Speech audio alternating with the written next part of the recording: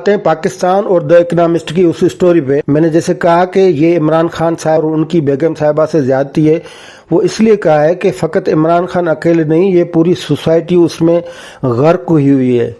और दूसरी बात यह है कि ये स्टोरी जिस कैलेबर के जरीदे ने छापी है उसने फकत इमरान खान का नाम आगे किया है, उनकी बेगम का किया है। ये तो हम पाकिस्तान को और हमारी सोसाइटी को उन्होंने आईना दिखाया है कि ये आप हैं, आपके लोग इस तरह हैं, आपके लोग जिनका शऊर से कोई वास्ता नहीं, जिनका अकल से कोई वास्ता नहीं, जिनका इल्म से कोई वास्ता नहीं, जिनका नॉलेज से कोई वास्ता नहीं, जिनका लिटरेसी से कोई वास्ता नहीं, ये आप लोग हैं और आपका वज़ीर आज़म ये है। बल्कि वो ये कहना चाहते हैं कि ये वो कौम है, ये वो पब्लिक है, ये वो खल्क़ खुदा है जो ऐसे वज़ीर आज़म मुंतखब करती है जिनका गुजारा तोहमात पे, जादू टोने पे, रूहानी ताकत के सिवा हो ही नहीं सकता।